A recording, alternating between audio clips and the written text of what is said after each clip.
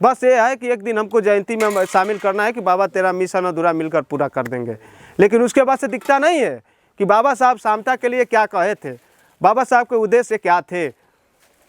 उद्देश्य हम लोग पूरा बस करना चाहते हैं। एक दिन समाज में जन्मे सभी महापुरुषों को सत सत नमन करते हुए मैं अपनी बात माता सावित्री जी के विचारों से जोड़ते हुए, और हमें जानना चाहिए कि माता सावित्री बाई की परिनिर्वाण दिवस हम क्यों मना रहे हैं, क्यों हमारे लिए प्रासंगिक है। आज भी मान लीजिए 1848 में ये क्रांति करती हैं और उसके बाद आज मान लीजिए 150-200 वर्ष हो गया, उसके बाद भी हम लोग याद कर रहे हैं। क्या कारण है, जानना चाहिए क्यों व्यक्ति की हम जयंती और श्रद्धांजलि मनाते हैं। तो माता सावित्री बाई फुले ने महिलाओं को जब पढ़ने लिखने, चाहे अस्पृश्य कोई भी था और ख़ास तौर से महिलाओं को जब पढ़ने लिखने का अधिकार नहीं था, तब माता सावित्री बाई फुले ने ज्योतिबा फुले के साथ मिलकर महिलाओं को पढ़ने लिखने के लिए स्कूल खोला था। इसीलिए माता सावित्री बाई का हम लोग परिनिर्वाण दिवस मना रहे हैं। और ये जानना चाहिए कि उस समय से लेकर आज तक हमारे जीवन में क्या परिवर्तन हुआ है। जैसे हमारे जितने महापुरुष रहे हैं उन्होंने शिक्षा के प्रति ही फोकस किया है कि शिक्षा, जैसे ज्योतिबा फुले कहते हैं, शिक्षा बिन मति गई, मति बिन गति गई, गति बिन मनुष्य गुलाम हुआ। और आज देखा जाए तो फिर हमको ये जो वर्तमान की सरकारें हैं वो हमको शिक्षा से वंचित करके गुलाम बनाने जा रही हैं। और हम सावित्रीबाई फुले की जयंती भी मना रहे हैं। कितनी शर्म की बात है कि शिक्षा का यहाँ पे सब कुछ ख़त्म किया जा रहा है और हम जयंती मना रहे हैं। बस जिस तरह बाबा साहब और रविदास जी की जयंती मनाकर हम कहते हैं कि बाबा तेरा मिशन अधूरा हम सब मिलकर करेंगे, पूरा तो करते हैं। वो भी किस दिन, 14 अप्रैल और रविदास जयंती आई थी उस दिन पूरा करते हैं। लेकिन रविदास जी का सपना क्या था हम नहीं जानते कि रविदास जी का सपना क्या था। रविदास जी का जो सपना था समता मूलक बेगमत पूरा बनाने का, जो उनका सपना था उसको हम लोग पूरा कर दे रहे हैं। कब? केवल एक दिन के लिए। बाबा साहब का जो सपना था कि समता मूलक समाज बने, वो 14 अप्रैल के दिन पूरा कर देते हैं, उसके बाद से हम भूल जाते हैं। तो वो जयंती मनाने से क्या फ़ायदा है? उनके विचारों को हम जानते नहीं हैं, बस एक दिन डीजे लगाकर नाचेंगे गाएंगे, उसके बाद से जयंती पूरा हो जाती है।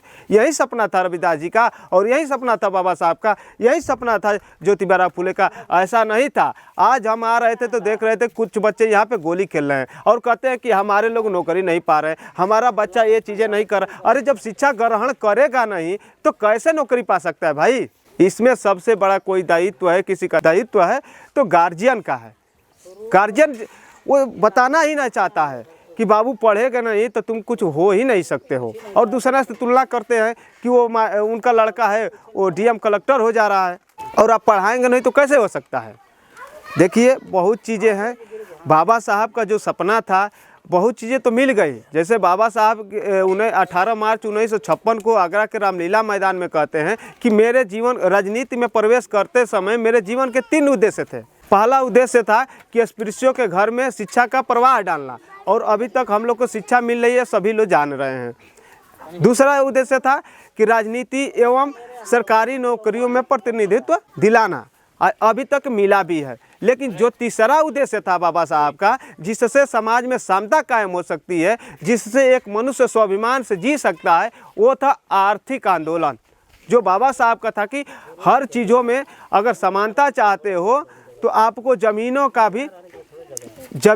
भी राष्ट्रीयकरण चाहिए, राष्ट्रीयकरण करना चाहिए। जो बाबा साहब स्टेट ऑफ माइनॉरिटी एक किताब लिखते हैं 1952 में, अगर उसको पढ़ेंगे तो बाबा साहब ने कहा है कि हर चीज़ों का राष्ट्रीयकरण होना चाहिए। राष्ट्रीयकरण का मतलब ये होता है कि हर चीज़ें अगर सरकार के हिस्सेदारी में रहेंगी, सरकार के सापेक्ष में रहेंगी, तो उसमें हम क्या कहते हैं कि डिमांड कर सकते हैं, मांग कर सकते हैं। अगर हर चीज़ों का राष्ट्रीयकरण हुआ होता तो हमारे पास भी ज़मीन रखने का अधिकार होता। लेकिन आज क्या अगर देखा जाए तो इस गांव में किसी के पास ज़मीनें उपलब्ध होंगी, किसी के पास रहने के लिए ज़मीनें नहीं होगी। और वहाँ पे देखा जाए दूसरे जाति में देखा जाए, ठाकुर ब्राह्मण के पास देखा जाए तो कितनी ज़मीनें हैं, 500-500 बीघा हैं, और मेरे पास रहने के लिए ज़मीन नहीं है। और वही लोग समता की बात करते हैं। ऐसे समता होता है? ऐसे समता नहीं होता है। संविधान में अगर समता शब्द जुड़ा है तो धरातल पे भी समता दिखना चाहिए, लेकिन दिखता है? इसके लिए कौन सा आंदोलन चल रहा है? कोई आंदोलन नहीं चल रहा है। बस ये है कि एक दिन हमको जयंती में शामिल करना है कि बाबा तेरा मिशन अधूरा मिलकर पूरा कर देंगे।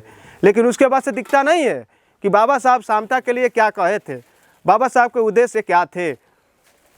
उद्देश्य हम लोग पूरा बस करना चाहते हैं एक दिन के लिए। तो हम यहीं आप लोग से निवेदन करेंगे कि मान लीजिए माता सावित्री बाई फुले और बाबा साहब और रविदास जी की जयंती और उनका जयंती तभी सफल हो सकता है जब उनके बताए गए मार्गों का अनुसरण कर सकते हैं और अमल में लाकर आंदोलन करके हम उसको हासिल कर सकते हैं। जैसे हम लोग कहते हैं कि हम सत्ता में रहेंगे तभी हासिल कर सकते हैं, तो बाबा साहब जो भी राइट्स दिए हैं 1924 में आपको मनुष्य बनने का अधिकार देते हैं, तो क्या बाबा साहब कोई मंत्री थे? सर जी तो हम लोग के हैं बहुत चीज़ें बताए होंगे। क्या जब बाबा साहब हमको मनुष्य बनने का दर्जा 1924 में देते हैं तो कोई मंत्री वंत्री नहीं थे? पानी पीने का अधिकार देते हैं, उस समय भी हमको कोई मंत्री वंत्री नहीं दिखते हैं कि बाबा साहब मंत्री थे। फिर हमको वोट देने का अधिकार देते हैं तो उस समय भी बाबा साहब मंत्री नहीं थे। हिंदू कोड भी लागू करवाते हैं बाबा साहब तो मंत्री नहीं थे। तो फिर हम क्यों पढ़े भाई कि सत्ता बनेगी तभी हम हासिल कर सकते हैं? अब तो हमको नहीं लगता है कि बहुजन समाज की सत्ता बनेगी, और सत्ता नहीं बनेगी तो क्या हम अपने अधिकार नहीं ले सकते हैं? अरे बाबा साहब को मानते हो तो बाबा साहब के आंदोलन को देखो ना, और संघर्ष करके आप ले सकते हो। तो सच्ची श्रद्धांजलि, सच्ची जयंती तभी सफल हो सकती है जब उनके मार्गों को और उनके आंदोलन को याद करेंगे और निष्ठा तरीके से याद करेंगे, तभी हम सफल हो सकते हैं। यही सब बातें हैं और आप सभी लोगों का पुनः नमो बुद्धाय जय भीम करते हुए मैं अपनी बात को विराम देता हूँ। जय भीम।